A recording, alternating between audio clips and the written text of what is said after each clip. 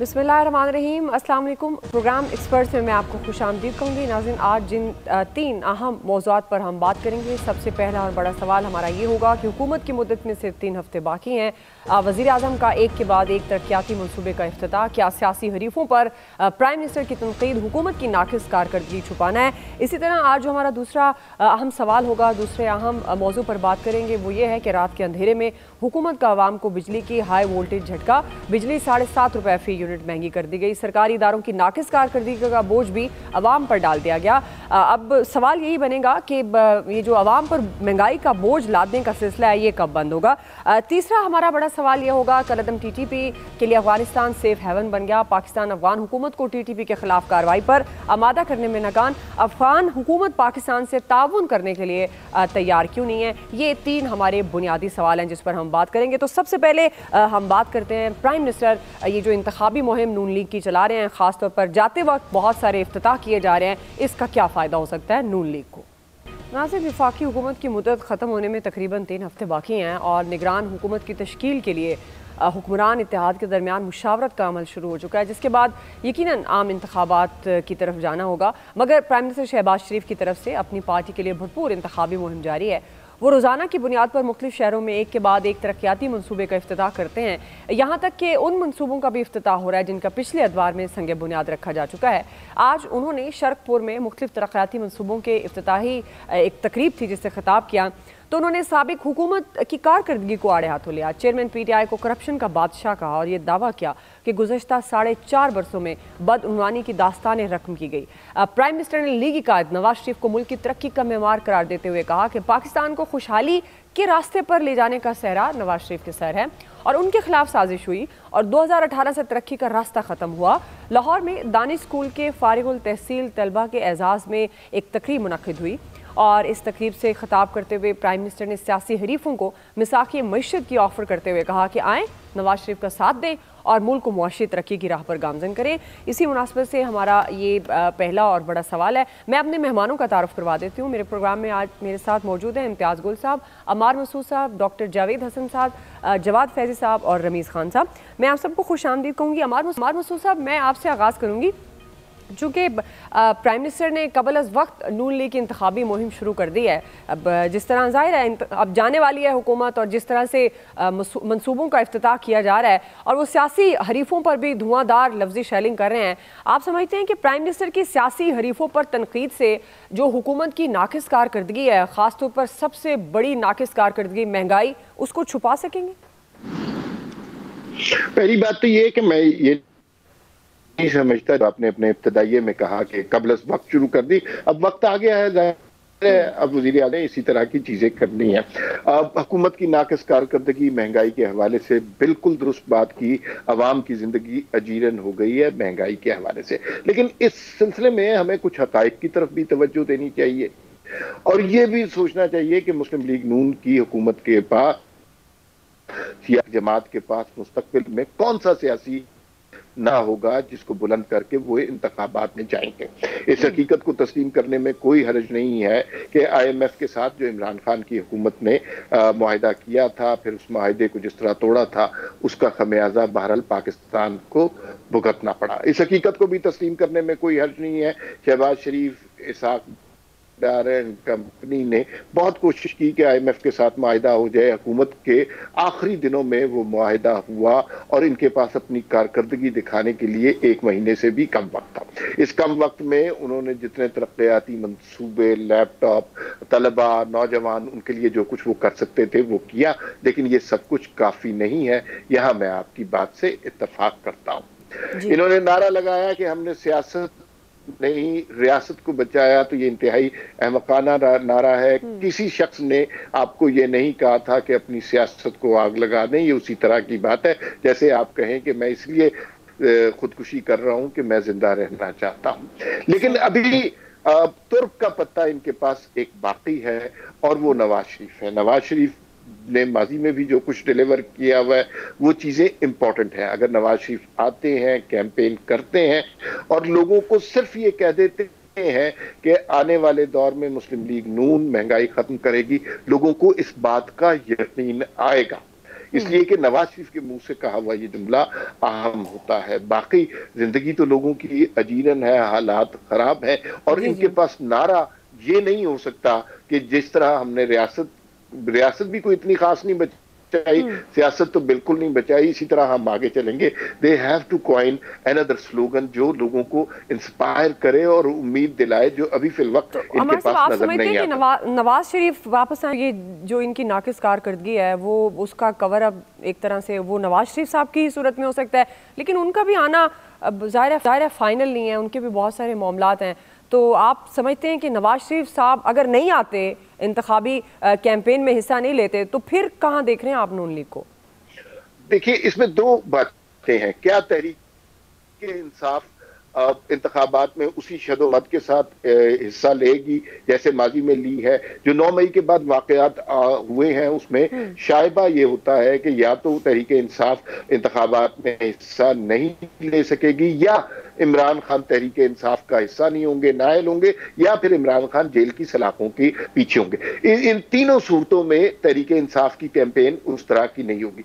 उस सूरत में नून लीग के पास बहुत ज्यादा एडवांटेज है। लेकिन अगर तहरीक इंसाफ उसी शदोमत से कैंपेन करती है तो मुकाबला बहुत ज्यादा टफ होगा, और नवाज शरीफ की वापसी बहरहाल इम्पैक्ट जरूर डालेगी। सही है जी। इम्तियाज गुल साहब, जिस तरह प्राइम मिनिस्टर साहब भी कह रहे हैं और इससे पहले नून लीग के कई वुज़रा भी ये बात कर चुके हैं कि नवाज शरीफ ही वो वाहिद हैं जो पाकिस्तान को तमाम बहरानों से निकाल सकते हैं, तो आप समझते हैं ये तरक्की का दारोमदार नवाज शरीफ साहब पर ही है? और ये प्राइम मिनिस्टर जाते जाते जिन मंसूबों की तख्तियां लगा रहे हैं, इफ्तिताह कर रहे हैं, आपको लगता है कि इसका फ़ायदा हो सकता है? क्योंकि वही बात है ना कि आम आदमी का तो जीना मुश्किल है, तो क्या उसमें ये इनके लिए मददगार हो सकता है कि ये बहुत सारे मंसूबों का आगाज़ करके जाएँ? तो ये फिर ज़ाहिर अल्टीमेटली इन्होंने जाना तो वोट के लिए आम आदमी के पास ही है। देखिए, अगर तो ये लोगों को बेवकूफ़ समझते हैं 2023 में, तो फिर तो अपनी तरफ से बड़ा अच्छा काम कर रहे हैं। लेकिन भूलना हमें नहीं चाहिए कि 2008 के इंतखाबात से कुछ अर्सा पहले मुस्लिम लीग क्यों हर किस्म के उन्होंने काम किए थे, तमाम हलकों में उन्होंने पैसे बहा दिए थे, लेकिन उसके बाद उनका जो हशर हुआ वो आप सबको पता है। और ये वो ज़माना है जहाँ पे आप लैपटॉप लोगों को, बच्चों को देख के खुश तो कर सकते हैं, लेकिन वो बच्चे आजकल लैपटॉप लेके जब जाते हैं कहते हैं कि लैपटॉप के लिए शुक्रिया, लेकिन वोट हमारा किसी और के लिए होगा। क्योंकि इस किस्म के मतलब एक वैसे ही मैं कह देता हूँ कि जो लैपटॉप भी हम देते हैं वो $40-50 का, $60 का लैपटॉप होता है जो सरकारी खातों में 50-60 हज़ार का चार्ज किया जाता है। वो 6 महीने के बाद वो काम करना बंद कर देता है। इनके अपने जो वो लोग हैं, कॉन्ट्रैक्टर्स हैं, उनको ज़रूर फ़ायदा हो जाता है। लिहाजा वो बच्चे जिनके पास वो लैपटॉप गया 4-5 महीने के बाद काम शुरू किया, ये वो क्या इनको वोट देंगे? तो इस तरह मैं ये तरक्याती कामों के नाम पे तो अपने इंतखाबी अखराजात निकालने के लिए इस किस्म की स्कीमें ईजाद की जाती हैं। मुझे खुद याद है कि यूसुफ गिलानी ने एक मोहतरमा को इंतखाबात से पहले 5 करोड़ और 6 करोड़ की 2 स्कीमें दी। उन्होंने कहा कि मेरे पास इंतखाबी अखराजात नहीं हैं, तो उन्होंने कहा ठीक है कोई स्कीम बना के ले आए तो हम आपको दे दे। तो 11 करोड़ रुपए 40 स्कीमों के नाम पे जारी हो गए थे। अभी ऐसे ही है, जो इन्होंने 61 अरब रुपए दिए हैं वो भी हर MNA या MPA जो इनके हैं उनके हिस्से कुछ 15 करोड़ 20 करोड़ रुपए आएंगे, वो अपने इंतखाबात में लगा देंगे। आपने देखा ही होगा तकरीब में प्राइम मिनिस्टर ने बड़ी सक्सेस स्टोरीज भी शेयर की जिनमें लैपटॉप तकसीम किए गए, तो हम ओवरऑल तो नहीं कह सकते सक्सेस स्टोरीज। देखिए, अब मतलब सक्सेस स्टोरीज तो बड़ी घड़ी जाती है, बनाई जाती है। मैं ये नहीं कह रहा कि मैं इससे इनकार नहीं कर रहा जी। अब अगर आपने 1 लाख लोगों को कंप्यूटर दे दिए, लैपटॉप दे दिए, उसमें से 1-2-3 स्टोरीज अगर निकल आई ऐसे लोगों की जिनके अपने भी वसाइल होते हैं, जो जिनके माँ बाप पढ़े लिखे होते हैं, तो उसको अगर आप बना लें कि ये सक्सेस स्टोरी, उसकी वजह से अच्छी बात है, तालीम पे अखराजात करने चाहिए। लेकिन जिस अंदाज में ये हमारे शाहाना अंदाज में लोगों को दिखाने के लिए अखराजात किए जाते हैं ना, इस तरह इस मुल्क में तरक्की नहीं होगी। चाहे नवाज शरीफ हो, चाहे शहबाज शरीफ हो, चाहे इमरान खान हो। जो हमारा गवर्नेंस का मॉडल है, जो शाहाना मिजाज है कि लोगों को हम पैसे इस तरह देते हैं जैसे आपके अपने असासे, अपने पैसे हैं और आप लोगों को खैरात दे रहे हैं, उस सूरत में उस मुल्क में तरक्की नहीं होगी। आपकी तस्कीन हो जाएगी शायद कि हमें वोट मिल जाएंगे, लेकिन मुल्कों की तरक्की एक विजन के साथ आती है, इखलास के साथ आती है, ऐसे लोगों के साथ आती है जिनको अपना और अपने गिरोह का मफादात का ख्याल नहीं होता, बल्कि वाक़तन कौम के मफादात का ख्याल होता है। तो हमें ये किसी गलतफहमी में नहीं रहना चाहिए। अल्लाह करे नवाज शरीफ आ जाएं, अल्लाह करे वो इंतखाबात में हिस्सा लें, अल्लाह करे वो दोबारा वज़ीर आज़म बन जाएं। जब तक हमारे मुल्क से ये मुनाफ़क़त, मसलहत और खुशामद की ये सियासत चाहाना अंदाज की ख़त्म नहीं होगी, तरक्की नहीं होगी। सही है, तो फिर तो इम्तियाज़ साहब अब इनकार ही समझें, क्योंकि ये तो हमारी इखलाकियात में शामिल और वो हमारे पास है ही नहीं अनफॉर्चुनेटली। जवाद फैज़ी साहब, आप किस तरह से देख रहे हैं नून लीग इतना कमज़ोर बयानियाँ? क्योंकि जब आपने इंतखाबी मुहिम में जाना है अवाम में, तो आपका बयानिया आपकी कारकर्दगी होती है, आप बताते हैं जी हमने ये किया, आपके लिए ये कर दिया वो, लेकिन अनफॉर्चुनेटली इनके पास कहने के लिए कुछ नहीं है। और एक और बात, ये भी नहीं कह सकेंगे कि ये सारा किया धरा चेयरमैन तहरीक इंसाफ की हुकूमत का था, पाकिस्तान तहरीक इंसाफ की जो हुकूमत थी गुज़श्ता हुकूमत, क्योंकि हुकूमत वक्त वही जिम्मेदार होती है। तो जवाद फैज़ी साहब, आपको क्या लगता है कितना फ़ायदा हो सकता है प्राइम मिनिस्टर को इन ये सारे प्रोजेक्ट्स जिनका वो आगाज़ करके जा रहे हैं? देखिए, बहुत शुक्रिया। दुआ मुझसे पहले मेरे जय्यद दो दोस्तों ने गुफ्तगू की, बड़ी जामे गुफ्तगू थी, लेकिन वाकई अवाम इतने बेवकूफ़ भी नहीं रहे अब 2023 में। वो ये भी जानते हैं कि अगर 1.25 साल वाली हुकूमत जो है वो हुकूमत वक्त ज़िम्मेदार होती है, तो 3.25 साल वाली हुकूमत में भी हमने लंगर खाने दिए, हमने जो जहनी अमराज के लोग थे उनके लिए बने हुए हॉस्पिटल नुमा एक जो इमारत थी पेशावर के अंदर, जो पहला इफ्तिताह महात्मा खान ने किया था पेशावर में, तो उसके नाम पे वो लंगर खाना और क़याम खाना बना दिया शहर से बहुत दूर। लोग वाकई इतने बेवकूफ़ नहीं हैं। लोग जब ये भी देखते हैं कि 4.25 साल में जो 50 लाख घर और करोड़ नौकरियां मिलनी थी वो माशाल्लाह 1.5 करोड़ हो गई हैं और लाख वो 1 करोड़ तक उनकी तादाद पहुंच चुकी है। लोग वाकई इतने बेवकूफ़ नहीं हैं। अभी इखलाकियात की बात हुई तो लोग वाकई इतने बेवकूफ़ नहीं हैं कि जब ये मुकदमात में अदालत में आ जाएं कि निकाह पे निकाह है और इद्दत और मुद्दत का ख्याल नहीं रखा गया, लोग ये सब कुछ देखेंगे। रह गई बात मौजूदा हुकूमत की, तो यकीनन जो तख्तियाँ लग रही हैं वो प्रैक्टिकली नज़र आ रहा है। मैं इस्लामाबाद में बैठ के ये बात ज़रूर कहना चाहूँगा कि 3.25 साल में, हालांकि महात्मा के आने से पहले ये जो आपकी मेट्रो बनी कश्मीर और श्रीनगर हाईवे जिसे कहा जाता है, वहाँ से एयरपोर्ट तक नहीं चल सकी। शहबाज शरीफ आए और 5वें दिन जाके खड़े हो गए कि इसको चला के दिखाया जाए। लोग इतने बेवकूफ़ नहीं हैं। लोगों को सब मालूम है कि मज़हब के नाम पे कार्ड कैसे खेला जाता है। लोग इतने बेवकूफ़ वाक़ियतन नहीं हैं कि किस तरह हमें बैरूनी दुनिया का साइफर लहरा के और ऑफिशियल सीक्रेट को तहोबाला करके और पूरी दुनिया में पाकिस्तान की जग हसाई करा के और फिर नक्शा क्या बनता है, हमारे डिप्लोमेट्स किस कदर शर्मिंदगी का शिकार होते हैं। लोग वाकई इतने बेवकूफ़ नहीं हैं। लोग इतने बेवकूफ़ नहीं हैं कि सीपैक पे काम चलता चलता रोक दिया जाए और जो हम जिस ब्लॉक की तरफ जा रहे थे आज से 5 साल पहले उसको भी रोक दिया जाए, रास्ते मफकूद कर दिए जाए। लोग वाकई इतने बेवकूफ़ नहीं हैं। हाँ, 1.25 साल में जो नहीं हो सका यकीनन उसकी जिम्मेदारी इन पे है, लेकिन अगर माजी की गलत पॉलिसियों को सुधारने में ये वक्त लग जाएगा तो लोग शायद वो भी देख रहे हैं और लोग ये भी देख रहे हैं कि शहदा की बेहरमती कैसे होती है और जिसे अब्बा कौम कहते थे उन्हें चौक में गालियाँ कैसे दी जाती हैं, ट्रेंड्स कैसे चलाए जाते हैं, फेक आईडीज़ कैसे बनाई जाती हैं। तारकीन वतन भी अब इतने बेवकूफ़ नहीं रहे और पाकिस्तान के लोग भी इतने बेवकूफ़ नहीं रहे। जी, डॉक्टर हसनैन जावेद साहब आज हमारे पैनल का हिस्सा है। सर, मैं आपको खुशामदीद कहूँगी। सवाल हमारा यही है कि आपको किस तरह से देख रहे हैं PMLN की कारकर्दगी, ये जो 1.25 साल है। अब प्राइम मिनिस्टर साहब बार कह रहे हैं कि नवाज शरीफ साहब वापस आएंगे, मुल्क को तमाम बहरानों से निकालने का जो गुर है वो उनके पास है। तो आपको क्या लगता है कि क्या इंतखाबी मुहिम में फ़ायदा पहुंचा सकते हैं जो प्राइम मिनिस्टर इस वक्त जो स्पेसिफिकली बहुत सारे प्रोजेक्ट्स का इफ्तिताह कर रहे हैं? अच्छा, सबसे पहले तो बात ये है कि अभी मजहब की बात हुई, लेकिन मैं सबसे पहले ये सवाल करता हूँ कि इज इकोनॉमी स्टूपिड? यानी सबसे पहली बात तो मईशत है, और मईशत को अगर आप पुराने रास्ते पे चले जाएं और तारीख में देखें कि 90 की दिहाई से जो चीजें खराब होना शुरू हुई वो जमहूरियत का शाखसाना थी और पीपल्स पार्टी और नून लीग ने जो मुल्क को डिलीवर किया वो आपके सामने मैं रख देता हूं। लेकिन अगर आप अभी करंट देख लें तो 6 रोज में सिर्फ इसी हफ्ते के अंदर दोबारा से डॉलर बढ़ा, यानी IMF के बेल आउट पैकेज ने भी आपको सहारा नहीं दिया, बल्कि डॉलर आपका तकरीबन 286 रुपए 81 पैसे पर आ गया और ओपन मार्केट के अंदर जो है वो डॉलर बिक रहा है। और उसके ऊपर इसहाक डार साहब ये कहते हैं कि आप जो बैंकिंग सेक्टर है वो सारा का सारा डॉलर जो लेना चाहता है वो ग्रे मार्केट से ले, भले ब्लैक मार्केट से ले, हमारा उसे लेना देना नहीं। और डॉलर आपका 313 के ऊपर मिल रहा है। उसी तरीके से एलसीज के अंदर कोई खबर आपको नहीं मिल सकती। इसी तरीके से कंपैरिजन में आप देखें कि बिजली 7.5 रुपए फी यूनिट बढ़ गई।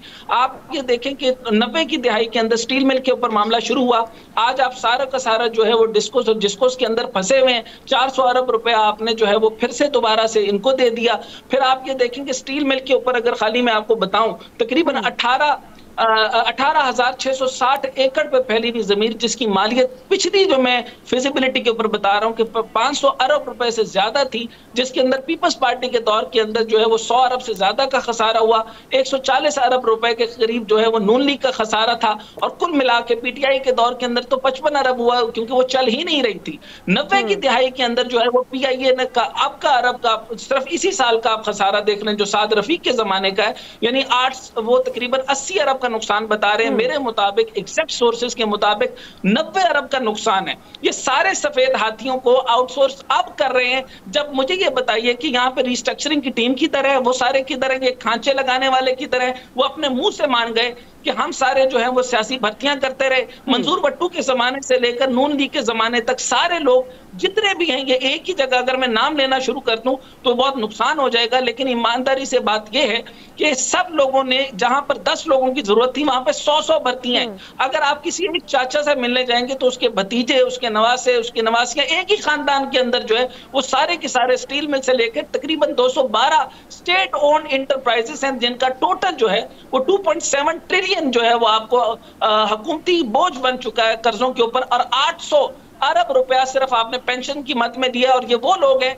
जो कि चाय पीते हैं, सारा दिन इधर उधर की बातें करते हैं। सारी स्टेट ओन इंटरप्राइजेस तबाही का शिकार हो गई। और फिर आपको मैं एक और बात भी बता दूं कि LNG तकरीबन 51.42 रुपीस की बिक रही है और जो हाइड्रो पे बननी थी वो 6.54 रुपए के ऊपर बनती, यानी सबसे सस्ती बिजली। और उसके ऊपर आप LNG पे बना रहे हैं और कोल आप इंपोर्ट कर रहे हैं, उसमें खांचा लगा रहे हैं, यानी 40.95 रुपए बना रहे हैं। Local gas, went gas, nuclear, मकामी कोयला, ये सारी की सारी अलग। और बिजली चोरी जो है वो 200 अरब की चोरी जो है वो जो कुंडे लगा के हो रही है और मीटर और ट्रैकिंग सिस्टम जो चोरी हो रही है वो अलग। तो कहने का मकसद ये है कि ये वो लोग हैं जो नवाज शरीफ जो है ये इन सारी चीजों का सबसे बड़ा सरखेल है और ये उन लोगों ने ये सारे स्ट्रक्चर और 90 की दिहाई से मुल्क को नुकसान पहुंचाना शुरू किया। और ये सारी की सारी आज कोई भी मुल्क के साथ आपके मुताबिक वफादार नहीं है।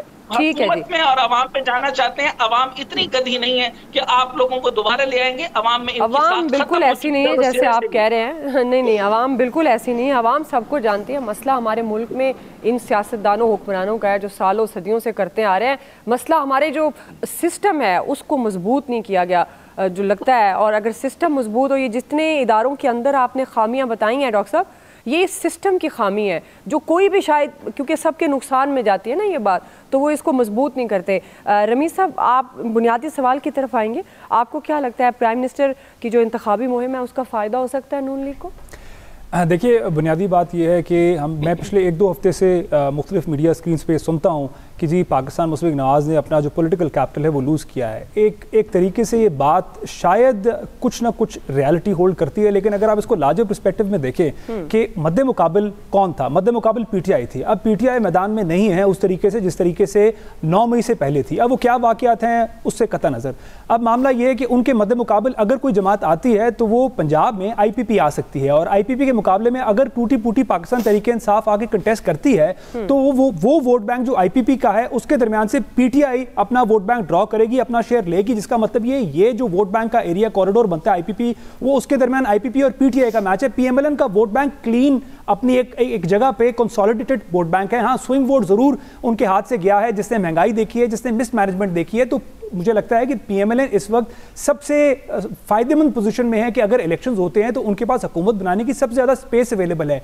इसलिए नहीं, let me clarify it again, इसलिए नहीं कि वो पॉपुलर पार्टी है, इसलिए कि कंपैरेटिवली पॉपुलर है, उनके मुकाबले की जमात को आपने इस वक्त सिस्टम से बाहर किया हुआ है। दूसरी बात यह है कि मेरा ख्याल है कि मुझे खुशी होती है बार बार सुन के जब हम ये कहते हैं कि जब मियां साहब आएंगे तो तब्दीली आएगी, तो इसका मतलब हम एक तरीके से ये तो मान रहे हैं कि मियां साहब की पूरी जमात फारिग है और सिर्फ जब मियां नवाज शरीफ आएंगे तो तब्दीली आएगी। इस वक्त मियां नवाज शरीफ साहब जो हैं उनके छोटे भाई शहबाज शरीफ साहब, जिनकी बुनियाद के ऊपर पंजाब में उनका वोट बैंक पक्का हुआ है, देखिए उनको ये क्रेडिट देना चाहिए कि वो सुबह काम शुरू करते हैं 6 बजे और रात गए तक काम करते हैं। उन्होंने पंजाब में जो काम किया है इस बर्क रफ्तारी से हमने उनके प्रोजेक्ट्स देखे हैं, तो वो उनकी भी परफॉर्मेंस से खुश नहीं है। तो वो क्या ऐसा करेंगे अगली बार अगर हुकूमत में आते हैं कि वो तब्दीली लेकर आएंगे। और आखिरी, चूंकि बात सब ने वो अवाम बेवकूफ नहीं है, तो उस पर मैं सिर्फ 2 जुमले कहना चाहूंगा कि अवाम ये भी देखेगी कि जिससे आप मुल्क को डिफॉल्ट से बचाने आए थे तब इन्फ्लेशन 10 से 12% के दरमियान थी, आज इन्फ्लेशन को आप 30% के गिर्द ले गए हैं। इन रियलिटी चीजों की प्राइसेस 100% डबल हो चुकी हुई हैं। मुल्क में FDIs जो हैं वो कम हो गए हैं, आपकी जो ओवरऑल इकोनॉमी है उसका साइज रिड्यूस हो गया, एक बंदे की पर कैपिटा इनकम रिड्यूस हो गई है।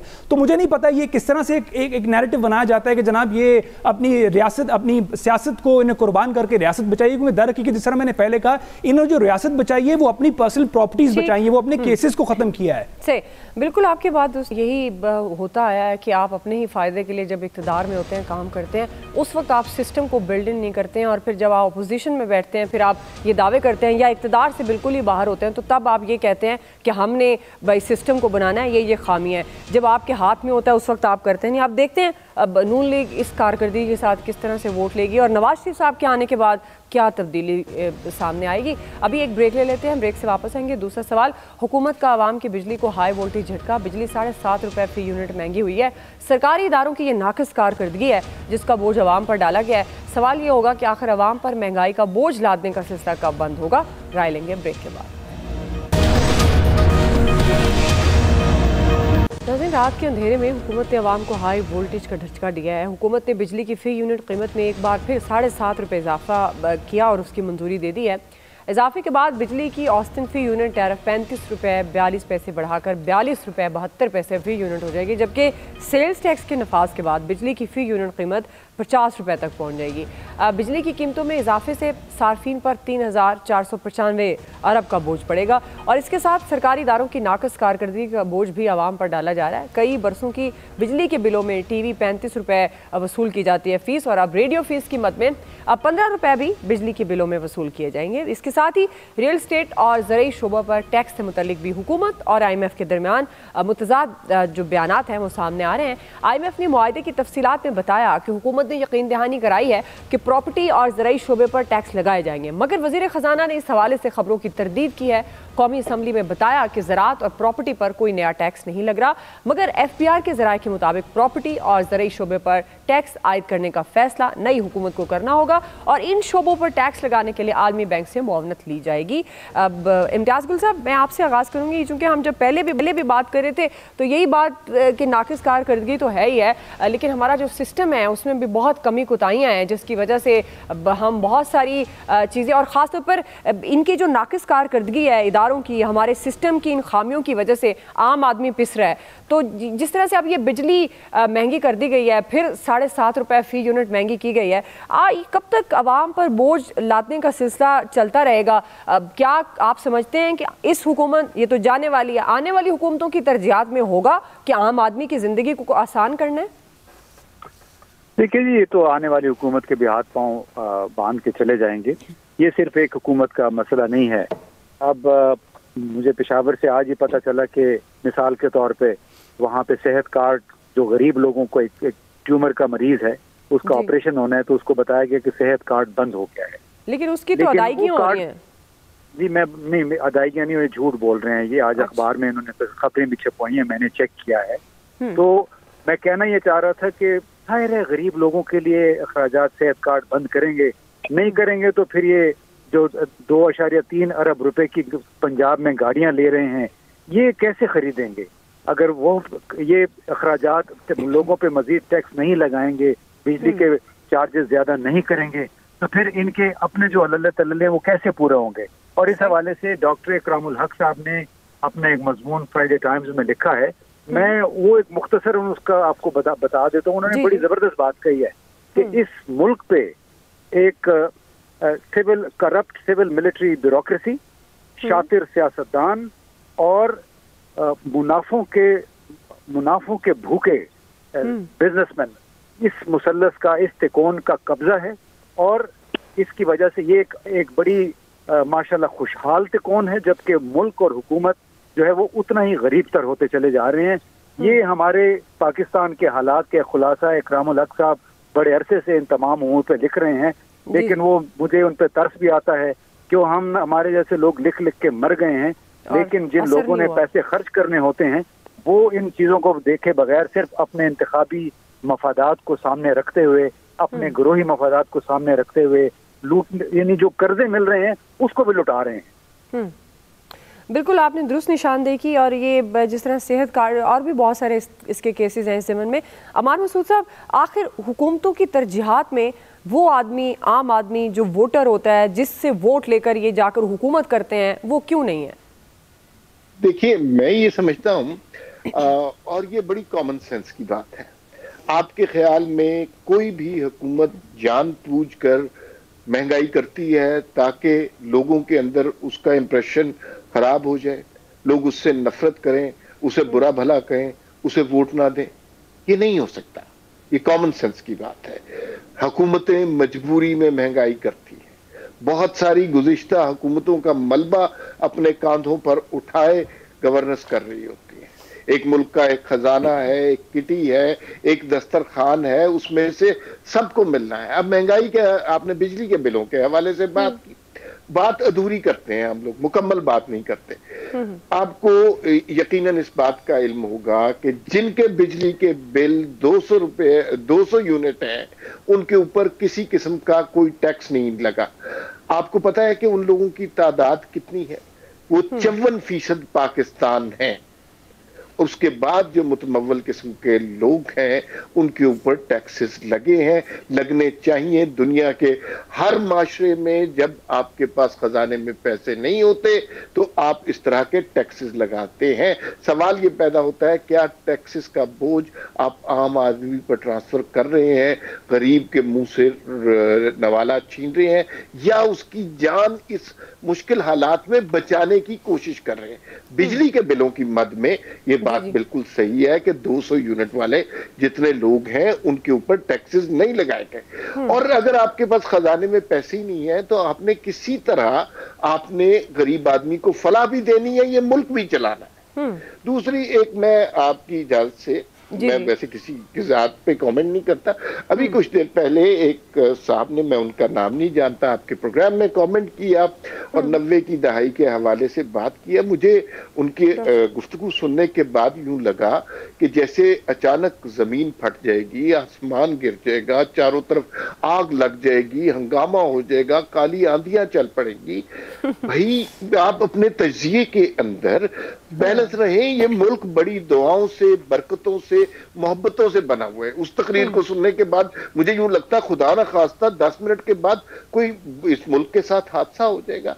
आप यकीनन लोगों से इख्तिलाफ करें, यह आपका हक बनता है, लेकिन ये मुल्क बड़ी मोहब्बतों से बना हुआ है। इसकी असास पर, इसकी बुनियाद पर, इसके कयाम पर और इसके मुस्तकबिल पर अचानक यूं उंगलियां ना उठा दें कि लोग आपका तजिया सुन के इस मुल्क से मुकम्मल तौर पर मायूस हो जाए। ये तो गलत तरीका है तजिए का। आप इख्तिलाफ कर सकते हैं और आपकी राय हमारे लिए अहम है।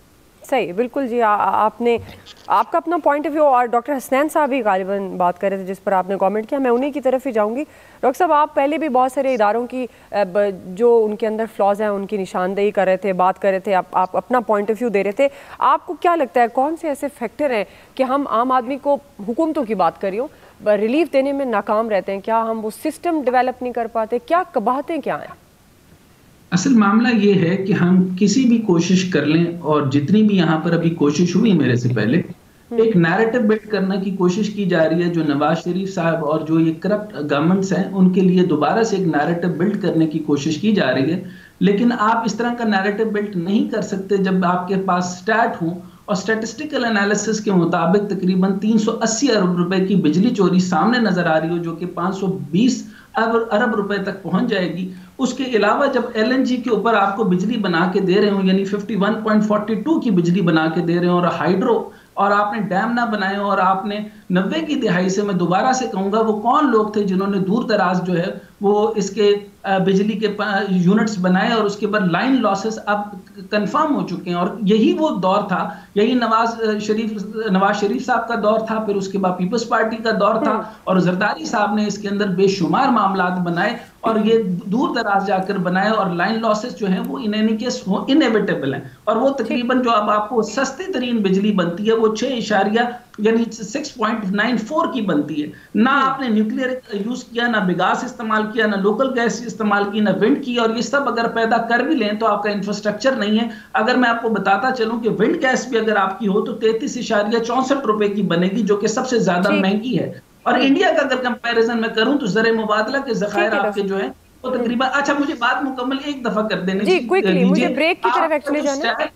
आपका स्टेट ओन्ड एंटरप्राइजेस, आपकी बिजली, आपके गैस, आपकी आवाम इस टाइम पे 10 करोड़ लोग जो हैं वो गुर्बत की लकीर से नीचे हैं। 46,000 जो आदमी कमा रहा है वो गुर्बत की लकीर से नीचे है। अभी इनके स्टैट्स सारे के सारे गलत हैं। 400 के ऊपर जो यूनिट है वो अगर आप जरा गौर से समझ लें तो 12,300 रुपए की जो है वो बिजली, और उसके बाद अगर एक यूनिट भी मजीद आप खर्च करते हैं तो आप जो है वो 16,000 से 20,000 की केटर पे चले जाते हैं। तो फिर आपकी जो है नवाज शरीफ का और जरदारी साहब का सॉफ्ट इमेज जो है वो विद इंस्ट्रक्शन अगर आप बिल्ड करने की कोशिश करेंगे तो खुदारा नहीं कर सकते। ठीक है डॉक्टर साहब, लेकिन ये आपकी देखें किसी भी एक्सपर्ट से हो सकती है कि उनकी राय कैसी है, आप उनको डायरेक्ट बात कर सकते हैं। प्रोग्राम में इस किस्म का कुछ नहीं है कि हम किसी के लिए कोई बयानियां बनाने की कोशिश कर रहे हैं। ब्रेक लेते हैं, ब्रेक से वापस आएंगे, यही सवाल रखेंगे रमीज साहब और जवाद फैजी साहब पर टेक लेंगे। हमारे साथ रहिएगा।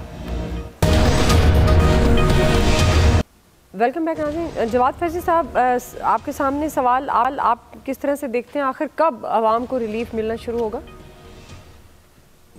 मैं तो इसमें मुख्तसरन ये कहूँगा कि 2013 में जब मुस्लिम लीग नून की हुकूमत आई और पहला इंटरेक्शन जो वज़ीर आज़म नवाज शरीफ का था, उसमें मेरा सवाल था कि जी क्या बिजली चोरी रोकने के लिए वजारत दाखिला को इस्तेमाल किया जाएगा?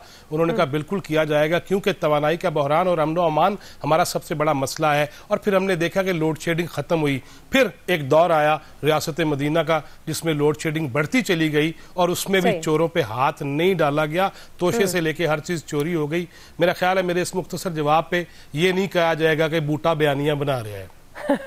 रमीज साहब, अच्छा देखिए, मेरा ख्याल है कि अगली हुकूमत के लिए बाकायदा लैंडमाइंस ले कर दी गई हैं, क्योंकि रिपोर्टेडली अब जो हमें सुनने में आ रहा है वो ये है कि IMF जो है वो अगली जो हमें एक्सटेंडेड फंड फैसिलिटी देगा उसके लिए कंडीशंस बहुत स्ट्रिक्टन होंगी, बहुत टाइट कंडीशंस होंगी, और हमें बड़ा टू द पॉइंट और बिल्कुल स्ट्रेट फॉरवर्ड रह के अपने जो गोल्स है वो अचीव करने पड़ेंगे। इसके अलावा जो चीज़ मेरे लिए काबिल जो इट्स वेरी कंसर्निंग वो ये है कि आपकी इंडस्ट्रीज़ के लिए ये जो बिजली की प्राइसेस हैं ये किस तरह से वायबल हैं, इन प्राइसेस के ऊपर वो क्या प्रोड्यूस करेंगे और फिर किस तरह से एक्सपोर्ट करेंगे। इस तरह से हम ओवरऑल इकोनॉमी का जो कबाड़ा कर लेंगे। और एक आम आदमी, आखिरी बात, एक आम आदमी अगर 200 यूनिट से ज्यादा इस्तेमाल करता है तो उसका कतई तौर पे मतलब ये नहीं है कि वो कोई अमीर आदमी है और सरकार हैज द लाइसेंस कि उस बंदे को टैक्सेस पे टैक्सेस लगा के उसका बिल्कुल कबाड़ा निकाल दे। मेरा ख्याल है हुकूमत को एक वाइज पॉलिसी यहाँ पे लेकर आनी चाहिए जिसके तहत एक मुतवस्सित तबके के आदमी पे टैक्सेस का लोड मिनिमम किया जाए। बिल्कुल जी, आप वक्त मेरे पास खत्म हो गया। आप सबका बहुत शुक्रिया। आज के एक्सपर्ट से इतना ही, ख्याल रखिए। अल्लाह हाफ़िज़।